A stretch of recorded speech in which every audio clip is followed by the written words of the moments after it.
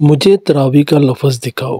آج کا موضوع ہے تراویح اور اس کی جماعت۔ فرض نمازوں کے علاوہ سنتیں اور نوافل ادا کرنا اسلام کی خوبصورتی، ذوق عبادت کی علامت، عابدین کی پہچان اور مسلمانوں کا معمول ہے، لیکن بعض لوگ جدت پسند اور روشن خیال مولویت سے متاثر ہو کر نوافل و سنن خصوصاً تراویح سے روکنے کی کوشش کرتے ہیں۔ ایسے لوگ عموماً عبادت کی لذت سے ناآشنا، نماز کے ذوق سے دور اور مناجات الہی کی مٹھاس سے محروم ہوتے ہیں۔ سنت، نفل اور تراویح کی ادائیگی نبی کریم صلی اللہ تعالیٰ علیہ وسلم سے ثابت ہے، جس کی اہمیت کم کر کے اس سے دور کرنے کی کوشش کرنا ایک مسلمان کا کام نہیں ہو سکتا۔ معتبرین یہ سوال کرتے ہیں کہ ان غیر ضروری عبادات پر اتنا زور کیوں دیا جاتا ہے؟ الزامی جواب تو یہ ہے کہ آپ لوگ عبادت سے روکنے کی اتنی کوشش کیوں کرتے ہیں؟ تفصیلی جواب یہ ہے کہ غور کریں کہ جتنی نفل نمازیں ہیں، سنتیں یا تراویح، یہ اچھے اعمال ہیں یا معاذ اللہ برے؟ اگر اچھے ہیں اور یقیناً بہت اچھے ہیں تو اچھے اعمال کی تاکید کرنا اچھا ہے یا برا؟ ضرور اچھا ہے، اور اس کے مقابل جو اس سے روکے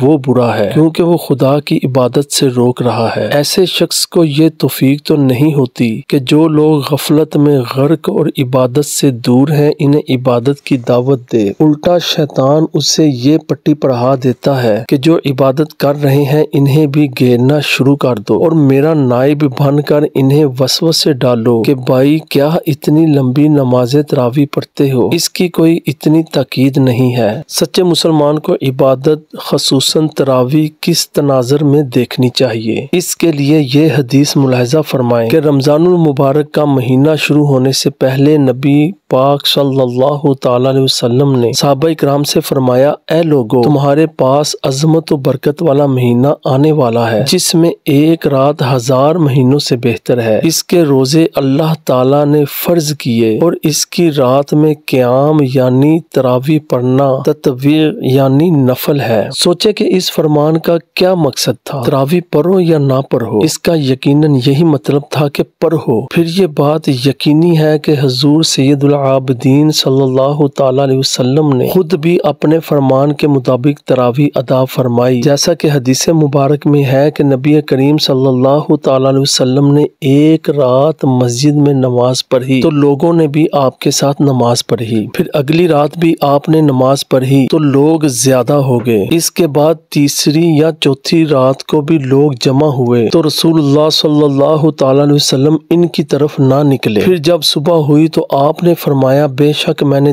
دیکھ لیا ہے جو تم نے کیا تھا اور تمہاری طرف نکل کر آنے کے لیے مجھے صرف اس خوف نے روکا تھا کہ یہ نماز تم پر فرض کر دی جائے گی، اور یہ رمضان کا واقعہ ہے۔ تیسرے یا چوتھے دن تشریف نہ لانے کے باوجود نبی کریم صلی اللہ تعالیٰ علیہ وسلم اور صحابہ کرام کے دلوں میں با جماعت تراویح کی رغبت موجود تھی، لیکن با جماعت نماز کا اہتمام اس لیے نہ کیا گیا کہ کہیں فرض نہ ہو جائے۔ سرکار دو عالم صلی اللہ تعالیٰ علیہ وسلم کے وصال مبارک کے بعد سیدنا عمر فاروق اور صحابہ کرام علیہ رضوان کو چونکہ علم تھا کہ سرکار صلی اللہ تعالیٰ علیہ وسلم کی دلی خواہش یہ تھی کہ وہ تراویح با جماعت پڑھی جائے، لہذا جب حضرت عمر فاروق رضی اللہ تعالیٰ عنہ کا زمانہ آیا تو اگرچہ لوگ سیدنا صدیق اکبر رضی اللہ تعالیٰ عنہ کے دور خلافت میں بھی ہمیشہ سے تراویح پڑھنے کے عادی تھے، لیکن حضرت عمر فاروق رضی اللہ تعالیٰ عنہ نے اپنے دور خلافت میں با جماعت تراویح کا اہتمام کر دیا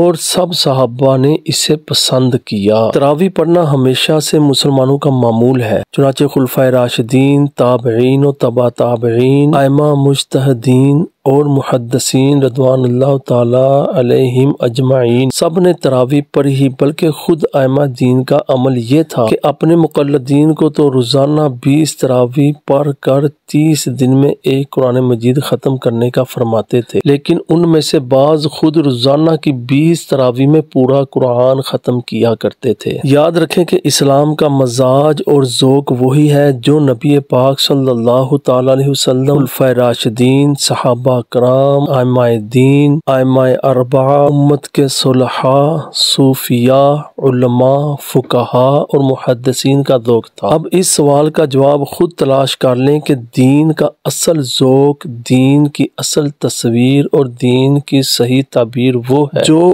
اوپر بیان ہوئی، یا ان لوگوں کی تشریح درست ہے جو یہ کہتے پھرتے ہیں کہ بھئی مجھے احادیث میں تراویح کا لفظ دکھاؤ؟ جو بندہ یہ کہتا ہے کہ مجھے تراویح کا لفظ دکھاؤ، وہ کیا کہہ رہا؟ تراویح پڑھو یا یہ کہ نہ پڑھو؟ الفاظ کے ہیر پھیر کے ذریعے حقیقت میں وہ نہ پڑھنے ہی پر اکسا رہا ہے۔ اللہ تعالیٰ کا مسلمانوں پر کرم ہے کہ مسجدوں میں دیکھیں تو بچے تک ماشاء اللہ بڑے ذوق شوق سے تراویح میں کھڑے ہوتے ہیں۔ دوسری طرف عورتیں گھریلو کام کاج اور سحری و طعام کے اہتمام کے باوجود جیسے بن پڑے خداوند قدوس کی محبت اور رسول اللہ صلی اللہ تعالی وسلم کی اتباع میں تراویح پڑھتی ہیں۔ لیکن افسوس کہ تراویح کے منکرین، انکار کرنے والوں میں سے کوئی کہہ رہا ہے کہ تراویح کہاں سے ثابت ہے، کوئی کہہ رہا ہے کہ یہ تو نماز ہی نہیں تھی، کوئی کہہ رہا ہے کہ پتہ نہیں کیوں مولوی لوگ نفلوں پر اتنا زور دیتے ہیں۔ ارے بھائی، ساری امت تراویح پڑھتی آئی ہے، تم بتاؤ کہ ہم اس طریقے پر چلیں جو صحابہ، تابعین، تبع تابعین، علماء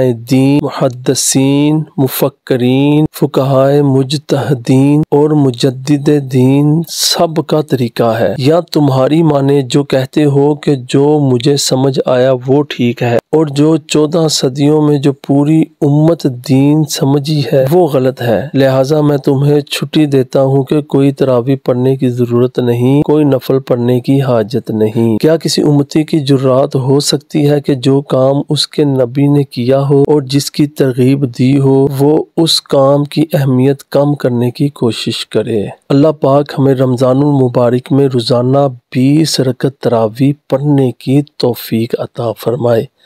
آمین بجاہ النبی الامین صلی اللہ تعالی علیہ وسلم۔